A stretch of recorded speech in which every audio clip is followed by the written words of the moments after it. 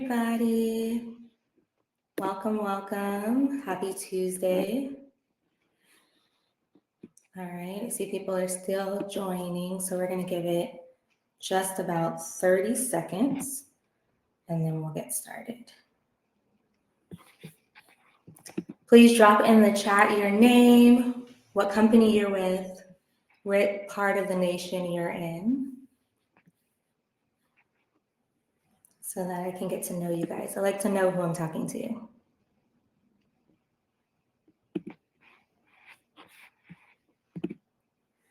All right.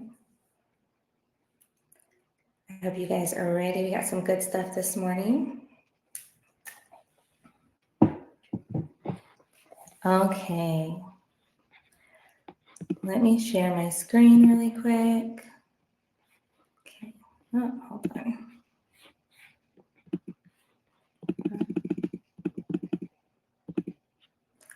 Hi, Kiana. Hey, Dallas, Taylor. Grambling's in the house. I love to see it. All right. Can you guys see my screen okay? Drop a 1 in the chat if you can see my screen. Joseph, how are you? Welcome. Abe, okay, awesome. All right. Well, welcome to How to Thrive in Color. We're going to talk today about building ethical intelligence. I'm going to do a quick run through describing what Thrive is, and then I have some incredible guests that I'm going to introduce to you today. All right. Okay, so first, let me introduce myself. My name is Liana James. I am a marketing strategist, an educator, and an AI literacy advocate, known for helping audiences navigate the intersection of emotional intelligence, technology, and inclusive design. So with years of experience leading strategy at Kulur Group, which is a challenger brand agency, and teaching as a digital marketing instructor, I empower diverse learners, professionals, everybody to see themselves as both creators and critics of the systems shaping our world. So I want to break down for you guys really quick what Thrive is. And then I'm going to introduce to you 2 speakers that we have today, okay? So when we talk about Thrive, Thrive is transparency, human touch, responsibility, integrity, verifiability, and empowerment. We all know that artificial intelligence is evolving faster than our policies, and our organizations and schools and systems are racing to balance innovation and integrity. We want to be cutting edge, but we also want to make sure that we are operating in an ethical way. So let me break down for you, how do you thrive? How can you thrive when it comes to AI? Let me see. Here we go. Okay, so when it comes to thriving in AI, we want to think about transparency and credibility. Now, transparency is twofold. It involves both the internal and the external disclosure of how AI is used and the development and generation of assets. And so when we're thinking about transparency, when I'm building something internally within the company, within the organization, within the school system, it's important to disclose, hey, I utilized AI to come up with this information, to come up with this strategy. It's also important to be transparent when sharing AI with a broader audience. So when we are looking at how we share content or how we share information, making sure that we're disclosing that we're utilizing AI is very, very important to be transparent and to build that credibility. Now, when we look at the H of Thrive, that is dealing with human oversight and agentic AI. So you guys may have heard of building AI agents who can do tasks for you. It is not a set it and forget it kind of thing. If you've ever worked in any type of AI governance group, you have heard the phrase human in the loop. And what that means is that there is a human that is there for every step of the AI design, deployment, and decision making. So not only are they there to make sure that the program is built properly, but they're also there to look at what is being done with what was generated by this AI or what was completed by this agent. The human should always have the final say. Now, when we continue with our Thrive, and we're looking at R, it's important to consider the regulation landscape. I know it could be a little tricky, especially here in the US. We have other countries like Europe who have a very strict risk-based approach to their AI governance. But here in the United States, we do not have any federal oversight for AI governance. And so with that in mind, we have to move and kind of set our own ethical standards. Now, there are states like California and Colorado that are really leading the way when it comes to how we keep people's data safe and how we utilize AI in a way that's going to elevate and be helpful. And there are countries like the great state of Texas that has very little AI regulation. And so understanding the regulation landscape and who your target audience is going to determine how you move forward when considering how your company or organization is going to thrive in AI. Next, we want to look at innovation and regulation. We're going to discuss some things today, and one of the things that we're going to discuss is the importance of remaining agile. Because we do not have a lot of regulation currently in the United States, and AI is rapidly growing, it's important to be able to be agile, to be able to move and shift quickly with the changing landscape. There may be a new regulation that comes up tomorrow. How are you and your organization, how is your team going to be able to shift and adapt in a way that's going to continue to drive business forward? We want to make sure that we're setting up systems that allow us to continue to innovate. Governance is not about stifling innovation, it's about creating the framework in which innovation can thrive. Next, we want to look at verifiability. Now, I'm sure, especially the students in the room, that you guys have heard of and have probably experienced AI hallucinations. That's when AI makes up something that sounds good. And they're like, hey, maybe this will fit my user's needs. Because we know AI is not a machine that thinks the way that we think. AI is an algorithm that is going to produce outcomes that it thinks we want more of. And so it's important to set up systems, both internally and externally, that are going to verify the information that generative AI is using and giving to you.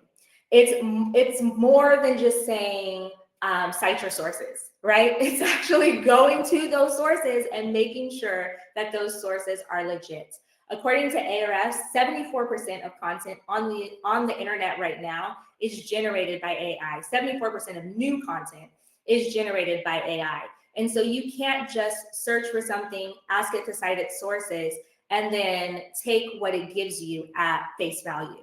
You actually have to research and verify that it's real so that you have honest, true outputs that you can share with your audience. And that's going to continue to help you build trust. Lastly, when it comes to Thrive, we want to look at explainability and data rights. Being transparent is not all that you can do, right? You want to make sure that you can also explain what is happening. You need to be able to explain it in a way where the user can understand.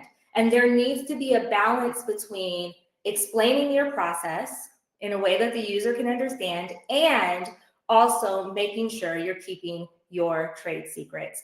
And so an example of that could be our privacy terms and conditions that most of us see when we go to a website, right? It explains, hey, if you are okay, we are going to give you these cookies on your computer so that we can track your behavior for marketing purposes. It doesn't get into the weeds of we're going to pull this data and then analyze it, and then we're going to create this campaign and we're going to run this campaign. That's not necessary when it comes to explainability. However, the user should understand, hey, this is what is happening.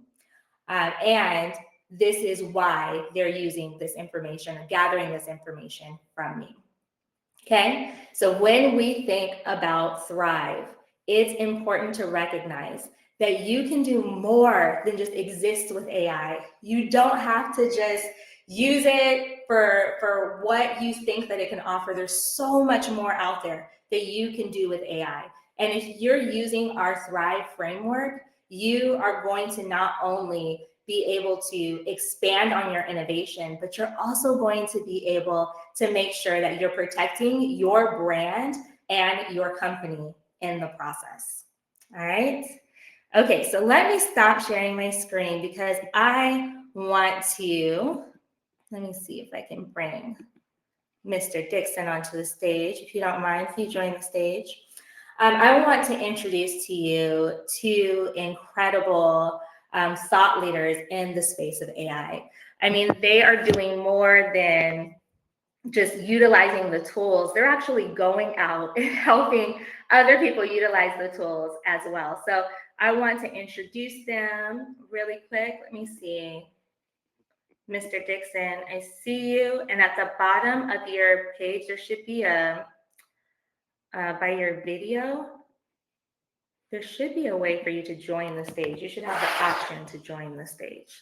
Chat, let me know in the chat if you don't see that. Okay. So while I'm here, I'm going to take a second and introduce Miss Cynthia Downs. Now, Cynthia is an unconventional thought leader whose journey into technology was fueled by coding skills. She is incredible. She always says, I'm just learning. But let me tell you, this woman, because she is a lifelong student, she is a wealth of knowledge. I mean, from her roots as a social worker to navigating corporate in the UK to telling stories through filmmaking, she is absolutely incredible. She has mastered the art of evolving with purpose. And today she leverages her diverse experiences to bridge the worlds of innovation, equity, and leadership. She has a heart to really empower women to claim their place in the digital future. Welcome, Cynthia. How are you doing? Oh, you're on mute.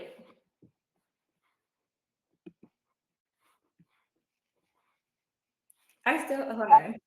Rattling about, but thank you for that introduction. That was really lovely. And I will always preference that I am learning, right? It is evolving this at a speed that is just unimaginable, but it's and that we should not. I'm very, very excited to be on this panel today, along with you and Dwayne. Yeah, so we are glad that you are here.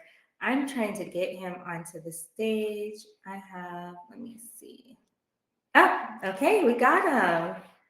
Okay, so while Dwayne's video is loading, let me introduce to you guys Mr. Dixon. He's another incredible thought leader in the space.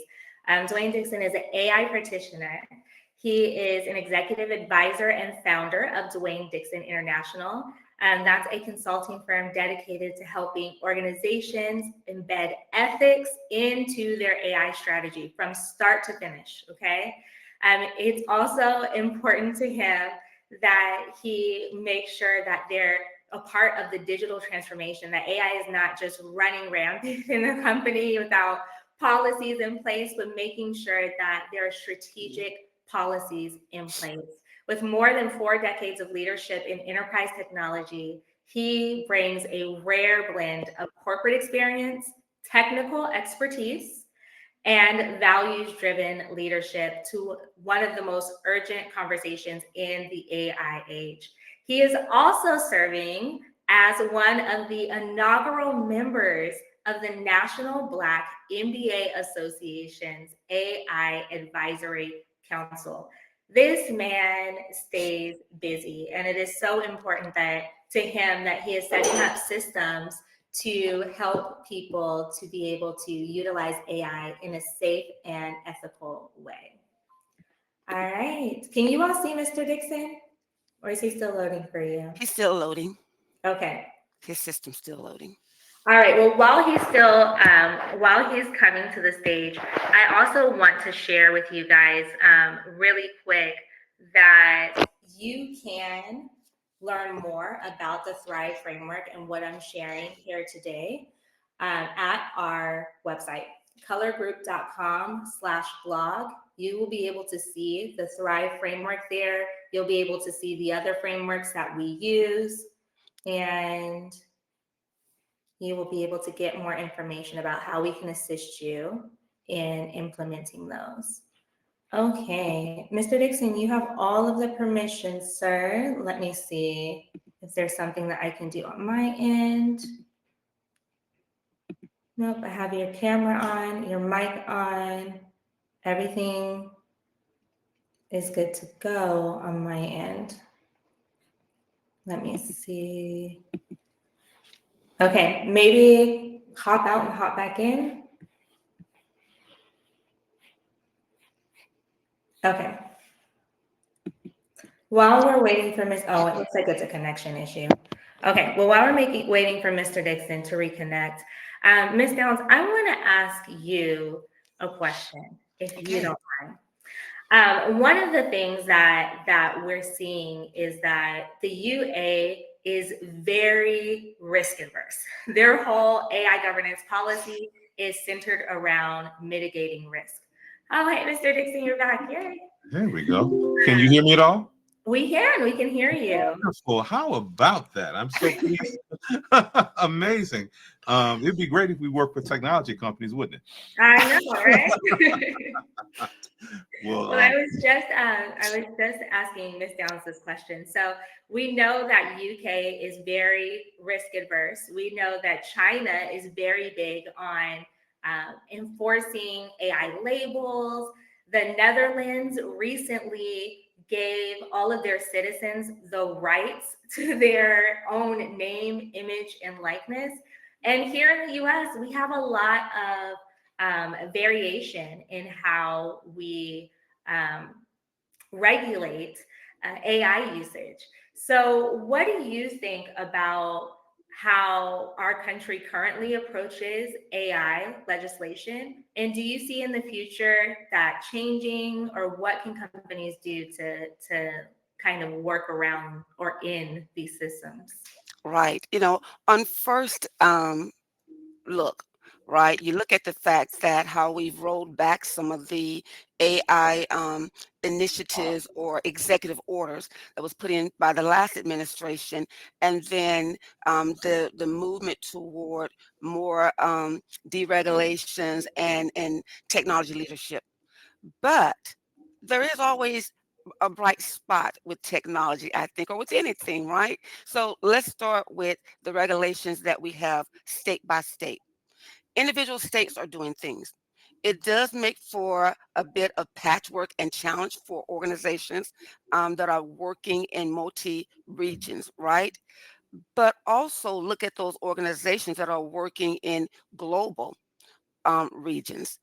They have to adhere by those EU standards. So you may be an American company, but you are going to adhere by the EU standards, the UK standards of AI, their legislation. And when I worked over there, that was something that was quite difficult for some of the executives to wrap their heads around that we are a United States company. We just happen to have an office over here in London, and this is the way we do it. And then if a colleague became a little bit frustrated, they say, hold on, we have an American in the office. Maybe she can explain it to you. And so what I'm looking at is that light at the end of the tunnel. As we evolve with our federal legislations that ties into the state by state regulation that you are seeing some of the states create, and the global legislations that a lot of the American companies, or all of the American companies, have to adhere to in the EU. What I'm believing and hoping is that there'll be lessons learned.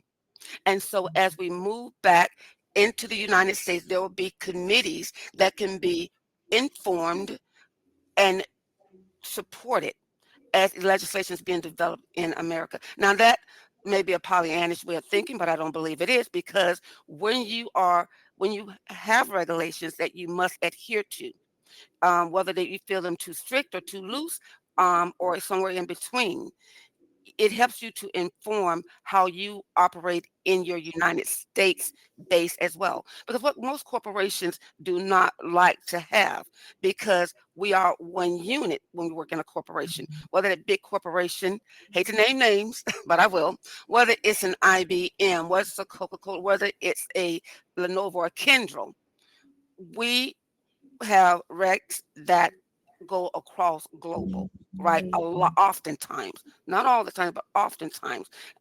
So something like AI would be one of those regs that we would set, hopefully, inform how we behave in the United States. And as the United States starts developing their federal guidelines and legislation, I'm hopeful that some of that will bleed into. Okay, so what I'm hearing you say is twofold. Is that on one end you have these regulatory committees that are within this organizations that operate on a global stage, and they are going to adhere to the strictest guidelines for congruency's sake.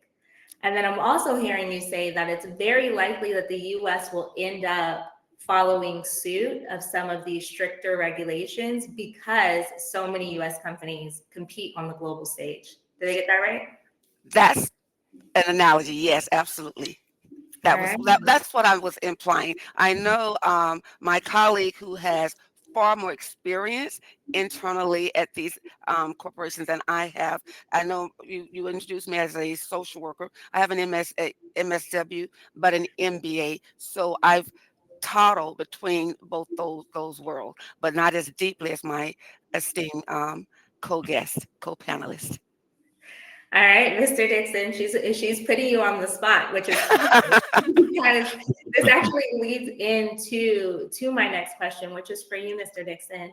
You know, as we're looking at AI regulation on a federal level, we have companies, and actually our current administration rolled back those AI regulation initiatives in an effort to inspire and improve innovation. So I want to ask you, as somebody that implements AI strategy from start to finish, how can we utilize AI in a way that's both innovative and safe without reducing trust? Okay, let me start by framing this. One of the things that we have to understand is that ethics in AI is not a technology issue. It's not a sociology issue. It is a governance issue. Because the bottom line is that a machine can't be held accountable for anything. Mm. Okay. So humans must always be in the loop no matter what. I want to go back to what you talked about a moment ago with EU regulations versus US regulations. Mm-hmm. If we take it out of the frame of AI and think about it in the frame of corporate governance, your attorneys are going to draw the tightest box around how you go to market and how you behave based again on the strictest rules and regulations. Now, going one step further, if you're an international company, and oh, by the way, it's not just whether or not you have an international presence, it's about whether your data is accessed internationally. So technically, every company is an international company. And if we look at the EU and the UK, they are very, very serious about data privacy, data regulation. So guess what? Certainly, we want to move forward with as much innovative license as we can glean, with as much, it's the wild, wild west in some ways. But if you approach AI from a governance standpoint, then those become some of the guardrails that you have to keep in play. And you have to keep that in play even as you innovate. Yeah, very good. Yeah, it's important that we do look at this as a governance issue, because when we're looking at governance, the role of a governance team is not just to look at AI, but to also look at things like cybersecurity, to look Mhm. at how policies and procedures are implemented. And I think that one of the things that I want to address that I don't think a lot of people really take the time to look at. And Mr. Dixon, I'm sure that you've seen this a lot in your consulting, and Ms. Downs, I'm sure that you probably have experienced this firsthand, is that the governance groups are not always very diverse. And by diverse, I don't mean just in terms of culture, but also in terms of company role. We see a Mhm. lot of governance teams that are made up of IT. But let's talk a little bit about how important it is to have diversity of thought, having people from the marketing team, having people from community outreach, having people from strategic partnerships. Why is it important to have diversity of thought when building a governance team? Well, here's my thought process around that. One of the challenges that we run into with technology in general is we think about technology through the frame of the server room, but really technology needs to be thought about from the frame of the boardroom. Hmm. So when we think about the types of outcomes that we want technology to deliver, we have to start with business requirements. And business requirements are driven A, by the needs of the business, but B, by the name, by the through the frame of your stakeholder groups. One of the things I've spoken about on more than one occasion is we are not allowed anymore to say DEI, right? You know, DEI, that's a dirty word. Here's the thing though. I can't think of any company on planet Earth that's willing to give up 10%, 14% of revenue. Well, 14% is what Black folks make up, or better yet, 50% of revenue, which is what females make up. So, if in fact your customer base is a diverse customer base, if in fact the most important color to your company is green, then you need to take into account the demographics of your entire stakeholder base to make sure that your AI is serving the entire base. Hmm. Yeah, that's very true. I would give you a little bit of pushback that the boardroom is not the perspective that I would look at. I would actually look at the user experience, the way that the user is viewing and using the data first, which is why I would think that it's very important to have diversity of thought, because both of those things are valid. Speaking of having women and people of color in the room. Ms. Downs, you shared during the Dope Thinkers Only conference. If you know, you know. You should have been there, y'all. Get ready for next year. It's going to be great. But one of the things that you shared, Ms. Downs, is some statistics around women and AI. And you talked about how, according to Haas Center, 44% of AI systems have some type of gender bias against women. There was even a experiment that somebody did on social media where they asked AI to produce a picture of a doctor, and it took 9 iterations for them to present a picture of a woman. Can you speak to how important it is to have women involved in AI and in these tech spaces, and what that can mean for our future? Absolutely. Thank you. And that is an area that is quite precious, right, to me. And where I came from is thinking from that standpoint of the use and hearing other women who are known as influencers, almost discouraging other women from overly engaging with the technology for fear of they know too much, right? Or sharing or oversharing. And where women do sit in the space of usage with social media. So one gentleman pushed back with me and said, women are the majority users of social media. And I said, that is a consuming That is a sharing of ideas, photographs, pictures, whatever recipes, but engaging with that technology, understanding and utilizing different technology and learning is something totally different and nothing to be afraid of when they look at other aspects of life. And so, to be a bit rudimentary, we need coaches, we have advisors, we have um, co leadership, co thought leaderships, and thought partners, and that is how we should look at that technology, as a complement, a supplement, that we to give us an edge. It is not taken away or over giving or oversharing. And I think with the distrust that a lot of the populace have with AI and the information that they are seeing. And it doesn't help when we have the videos and things that can, you know, I clone ourselves or take an image of someone and make it look like something real, or that they're participating in an activity that they're not. I think for women, we have to look at how we engage with this technology as really critical and important to our careers and our lives, and look at it as a partner and not something that is going to take over our essence, our lives, or give too much about us. Yeah.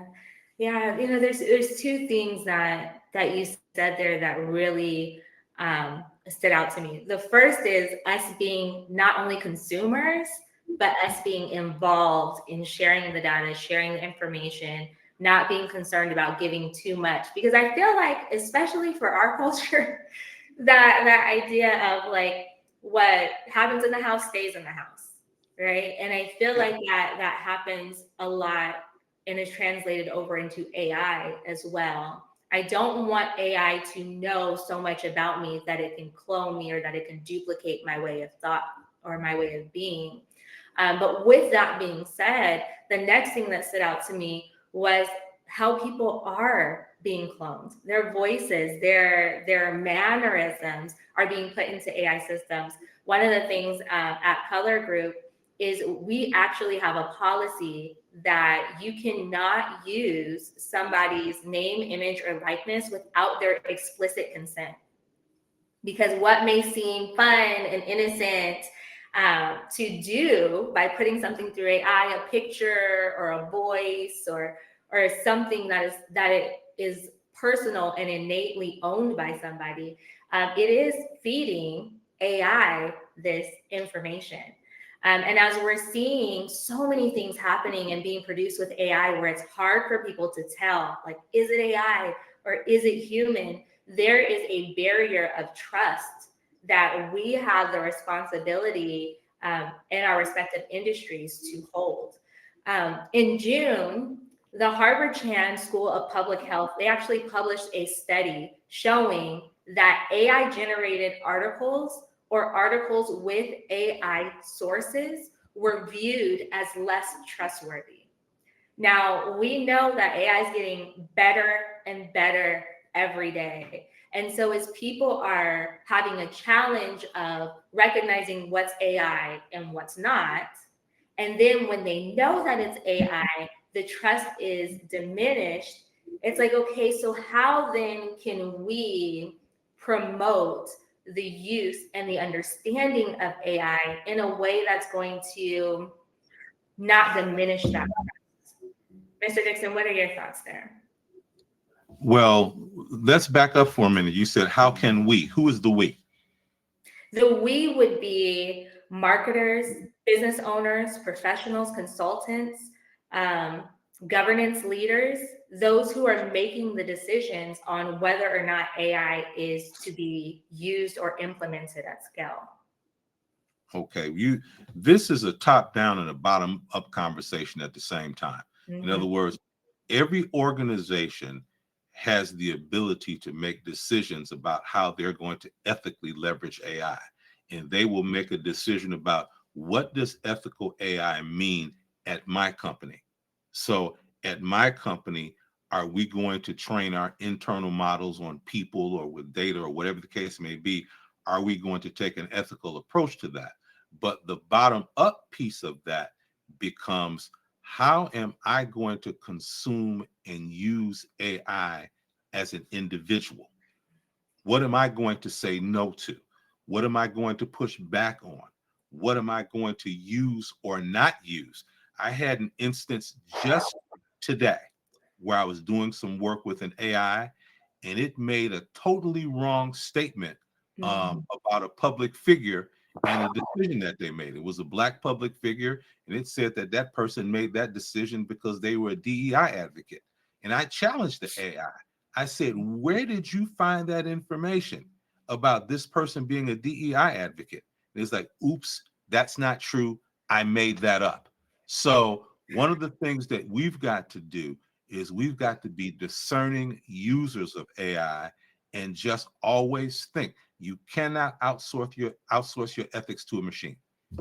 That is such a good point and an analogy that you just gave us. Thank you very much. Because at the end of the day, when I look at it and I tell people, a thought partner, you don't acquiesce your intellect. That's right. You guide and you push back, you ask questions. Um, if you're talking to quote a friend and you ask for a piece of advice and they gave it to you or some information, if there was something that didn't sit right about it, you question it, or you should, right?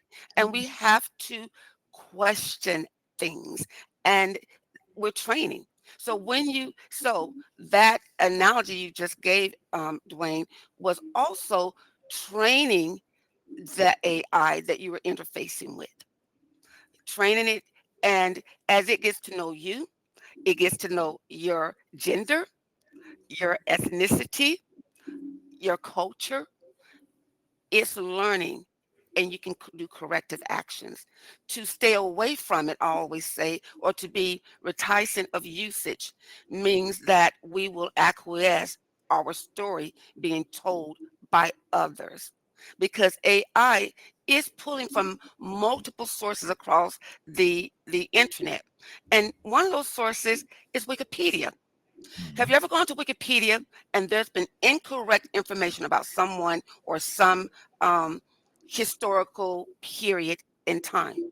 And what happens is on Wikipedia, you consumers, we all get to go in and enter information into that system.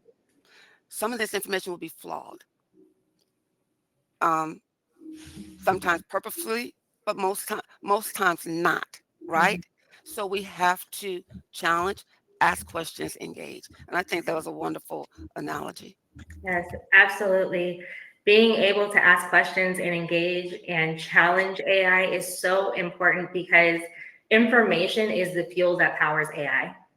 If AI continues to draw from material and content that it has already created, then that's going to create an echo chamber of bias. It's going to create an echo chamber of prejudice, of systems that don't work, of ideas that are outdated. And so going in and sharing information, challenging it, giving it different ways to think and observe and dissect the information that it's given is very, very important. One of the things that you said, Mr. Dixon, is you said, what does ethics look like for me, for my company? Right. And that is so important because ethical AI is going to be really highly based on what the company's values are. If I'm a company and our main value is innovation, trailblazing, cutting edge, then my AI regulation policy is not going to be as strict as somebody whose values are trust, safety, security. You're going to see two different, very different approaches to AI governance. There's no way to say which one is more ethical because they both play their roles. And so thank you for bringing up that point, Mr. Dixon, that what is ethical is very much going to vary on company to company based on what their values are, based on what is important to that particular company. All right, so thinking about, and you guys, if you have questions, please drop them in the chat. Um, thank you, Mr. Dixon. I just saw your copy. You are crimson and cream just for me. Thank you, sir. All right, so as we are looking at some of these questions in the chat, oh, that was for Nick that you wore it. Okay, well, I'll take that.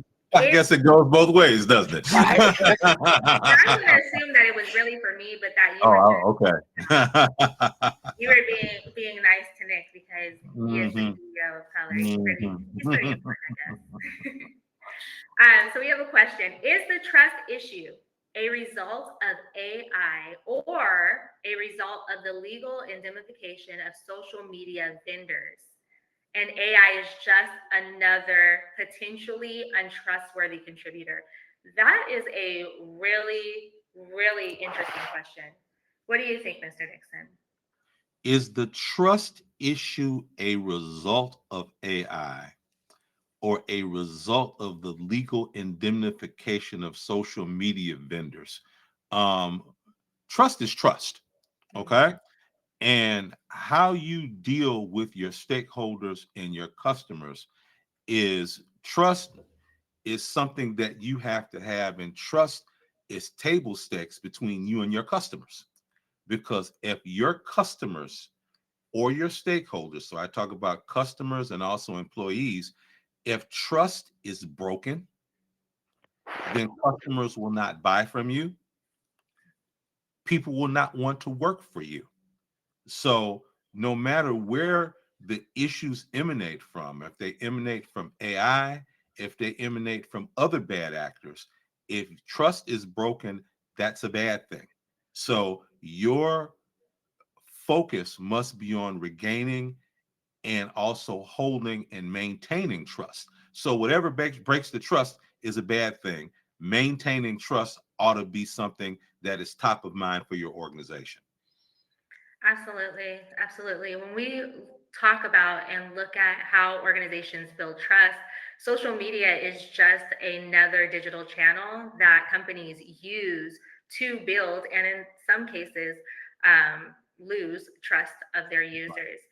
However, when we look at AI, there are companies that have utilized AI in a very obvious and a very um, like there's no way that they're faking that it's AI. And so being transparent, being authentic is very, very important when it comes to building trust. And it doesn't matter if you're using AI or any other tool that comes on the market. We saw when people started recognizing that their data was being collected from the websites that they were using. We saw an influx of companies saying, hey, we're not selling your data, right? We saw an influx of companies saying, hey, your data it only stays internally, or we delete your data after a certain amount of time. You can build trust on any digital channel by being more transparent. And that's one of the important attributes of Thrive is to make sure that you are transparent about your AI use, both internally and externally. Also, data has shown that for companies, when it comes to trust and transparency, companies that explicitly explain the role of AI, let's say in an ad, and the human role, when they explicitly explain this, there's more trust built between the consumer when they understand it is not good enough to be vague, like, oh, this ad was partially used AI. All right.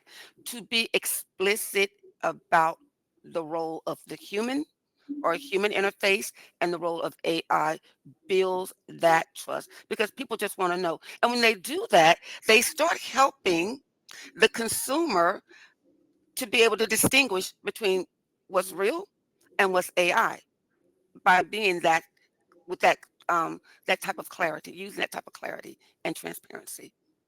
Yes. Absolutely. All right, so we have another question. It says, as AI continues to advance, this is from Jesslyn, it says, what concerns you most about its future? Hmm. Miss Gals. You may go first on this one.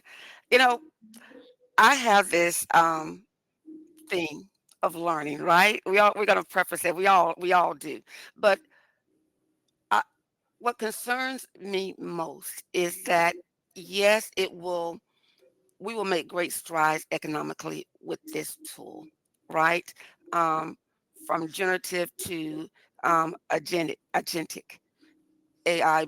But what concerns me most is the fear that rides along with it. People believing that they're going to literally be left behind. Um, the fear that my fear is that we may have given it a bigger, made it a bigger boom and bust, bigger life than it might really impact our lives.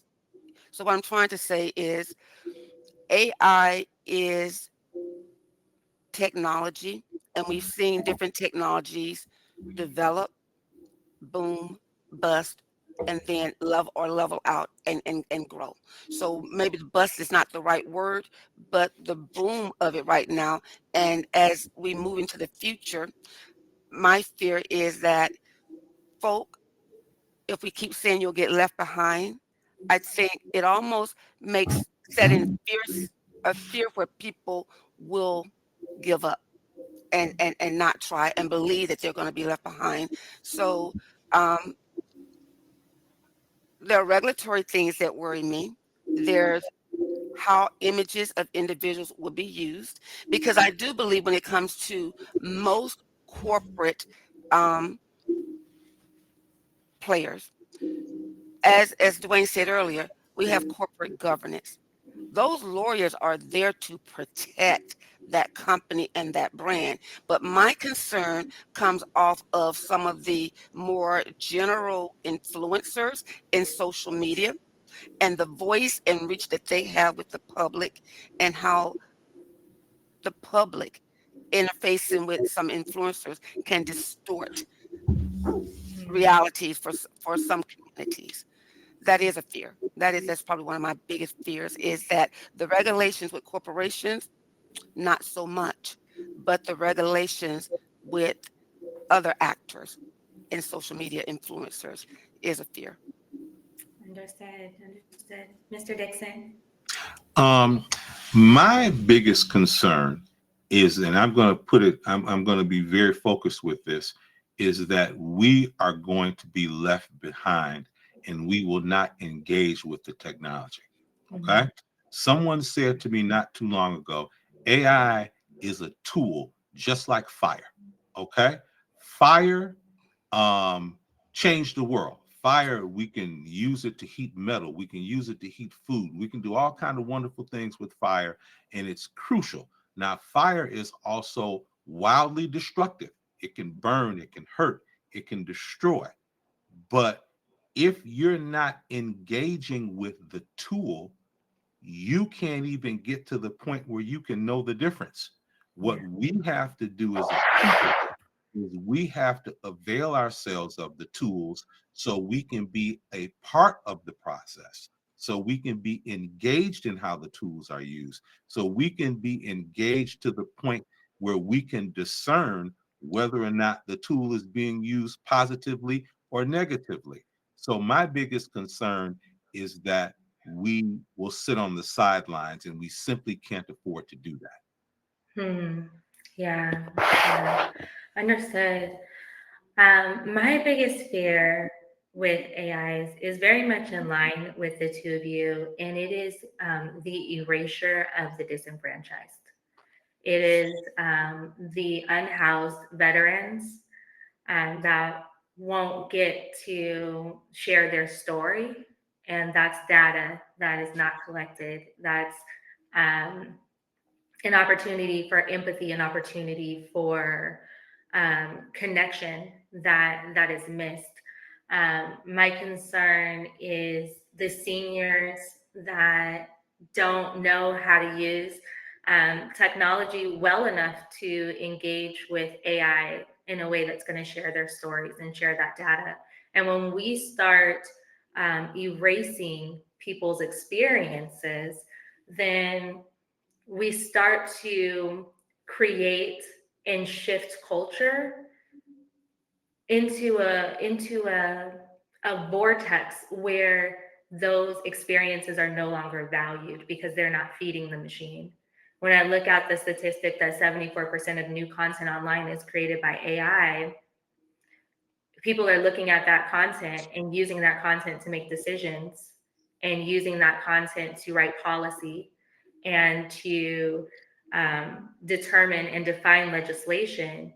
There are key people that are being impacted and affected that are left out of the conversation. We can look at what's happening with SNAP benefits right now. There's so many people that are hungry and they're left in limbo. Like, are they going to get SNAP? Or are they not going to get SNAP? Are they going to, be able to eat, or are they not going to be able to eat? And the people that are making these decisions are largely disconnected from the people that are living out this experience. So my concern with AI is that we will continue to move at scale to a place where we have systems that are put in place by AI that are making decisions with no context to how those decisions are going to impact the disenfranchised. So, with that being said, our next question is, what makes you most excited about AI? Is there anything that's like, man, I'm really excited to see AI moving in this direction? I'll jump in on that. AI is one of the most amazing enablers right now. In other words, just the access to information, the access to knowledge, the access to things that you didn't have access to before. It's just amazing. And we're getting to the point where there's nothing that is unknowable. Mm-hmm. So if we think about how we can build businesses, think about how we can scale ourselves. I'll take a step back, and one of the things I've said a lot to folks lately is no one is coming to save us. Corporate America is not coming to save us. Government is not coming to save us. Mm-hmm. So what we've got to do as a people is we have got to leverage the available tools. And AI is one of the most powerful tools available to us. And we need to be putting it to use to grow intellectually, to grow financially, even to grow spiritually. There's just sky's the limit if we get engaged. All right. All right, Miss Downs, what makes you most excited? You know what? It's similar. Um, the fact that we can scale businesses, we can create businesses unlike before, right? But one of the bigger things is education Mhm. and how it has and can disrupt education. Right. Not having resources, i.e., financial resources to go to school, is no longer an issue. You can learn anything with the use of AI, right? You can upskill your own skills. You can get practically, you can learn in a short amount of time, get an MBA, something that took me 3 years to do in a classroom. People can get the knowledge shorter, in sync, the core of what they need. You Yeah. can learn to do blue collar work, plumbing, anything. You can learn skills, and That's right. that's very important. And another thing I love about it, for people who are working in corporate environments, you've ever been given a file to read, to go through, and have to, whether it's large data or qualitative. I have used this. Someone wanted, there's a corporation that's looking to sell, and they sent a package to me. And how do I break this down for some clients to interest some acquisition managers, right? I thought, oh my God, look at all this data she just sent to me. And then I went through and had an AI tool give me a summation and break it down. That's And right. when it did, I was like, oh my God, this is a great company. I even went back and started reading in Right. bits and parts myself because it's not like I'm just going to let AI read it, give me a summary. It motivated me to the point and it distilled it and broke it down within 10 minutes where I was able to read. And I was like, that's great. Oh, let me go back to the main document and look at this element and that element. Yeah. To be able to to be able to go through a 40, 50, 200-page document and have it distilled down for you within minutes on key points, where then you go back to the real document, right? And compare and contrast. It makes it's like light work. It takes us to a totally different level. Totally I different level. Let, agree. let me double click on that. I'm going to tell you about something that happened to me yesterday. Okay. Um, I got a quote to replace a water heater for a piece of property that I owned. And they gave me this long, dense proposal with a whole bunch of words in it. And they gave me a bottom line price, and the vendor would not itemize the proposal. They just gave me a bottom line number. I uploaded their proposal to ChatGPT and said, please analyze the proposal I have received. Is this on point for this type of house in this type of location? And 15 seconds later, it said, based on what is included here, for this particular location, for this particular unit, this proposal looks to be about 15 to 20% higher for the market. And this is why. These are the things that take this out of scope. What you probably need to do to check this is go to vendor B and vendor C. It actually named the vendors, said, here are two competitive vendors in that geography that you need to vet this proposal to. And I mean, I got that information in like Yeah. 120 seconds. Yeah. This is what I'm talking about, how it goes from the abstract of what this big AI thing is to the absolutely concrete. I was able to put it to work. Let Absolutely. me, there's another example. Look, if we're going to be throwing out these personal examples, I I got a legal contract, and for my former job, that's all I did all day, every day, is go through contracts. And people had to understand or need to understand a simple word like "the" Mhm. can change the meaning within what you believe you're getting or reading. And I used Claude to help distill through a contract. So having legal advice, because in our community, sometimes legal professional advisement is expensive. Yes. Getting a contract that someone sends you, breaking it down, asking it to help you understand particular sections or Right. summary of the whole is invaluable. That's right. Absolutely. Absolutely. AI helps you do it faster and oftentimes better. And the more you use it, the faster and the better it gets. And AI has been around for a long time. I mean, AI has been used in healthcare, in tech, to be a brainstorming partner for software engineers and for developers for years, for many years, to go back and forth with the machine to help better it. The iteration of AI that we have access to now is decades and decades in the making. And so we have one question that's just really good that I want to touch on. I know we're at time, so let's answer this last question in a really like succinct manner. But the question is there such a thing as too much advancement in AI in terms of implementation, such as cloning? What is to become of the failure to identify reality, even if complying with regulations? Hmm. If you'd like me to jump in there, I can. Dwight, you go with that one first. Um, That's a good whether, one. whether or not there's too much advancement in AI is a moot question, because at the end of the day, the companies that are in the business of AI are going to move at the speed of profit. Mhm. Okay. Um, so what happens is that, we can say that's too much AI, but the other thing that we know is that innovation always outstrips regulation.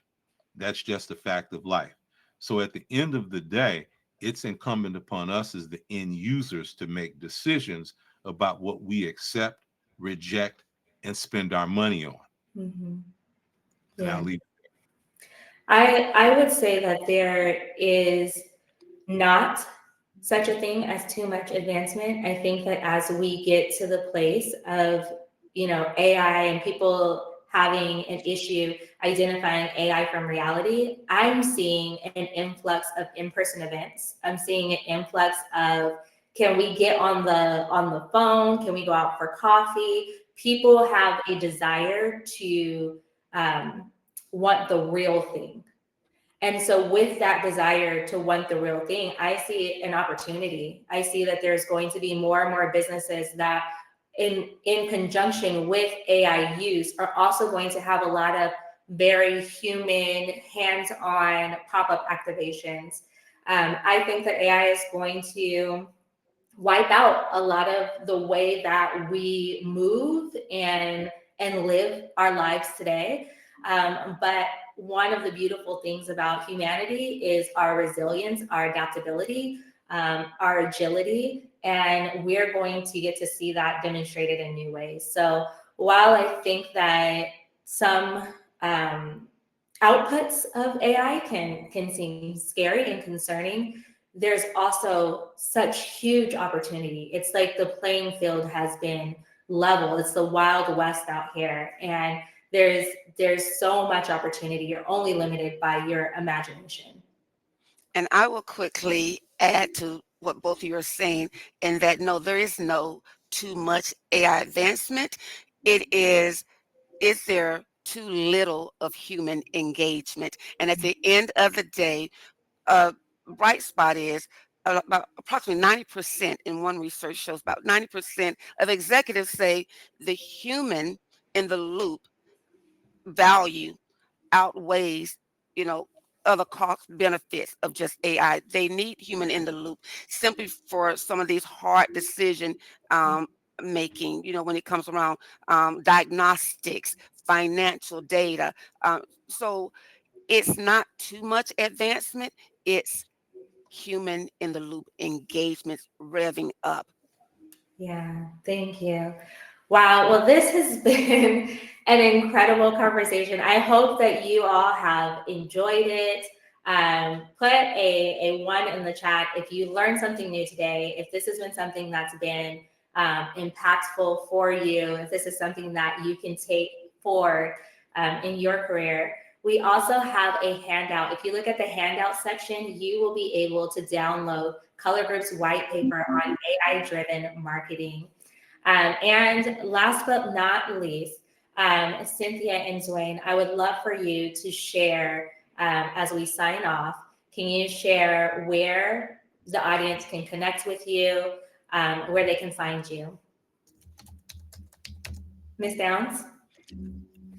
Oh, I am so sorry. I started doing some downloading. Hi, guys. It's been such a pleasure. You can always reach out to me on my LinkedIn, Cynthia Downs Pulliam. I will add my link into the chat. All right, thank you. And Mr. Dixon, would you like to share any last words? I see you added your links to the chat. I've added my links to the chat. This is what I'll say: as we think about what it means for AI to truly thrive, I keep coming back to this. Technology will always mirror the values of the people who build, deploy, and use it. The challenge isn't just smarter code, it's stronger character. And to me, that's how we ensure AI serves humanity, not the other way around. Oh, that was wonderful. Such a mic drop moment. Well, with that, we are going to go ahead and sign off. Thank you, everybody, for joining us today. Be sure to stay in touch, connect with us on LinkedIn, and until next time, see you later. Bye. Thanks so much.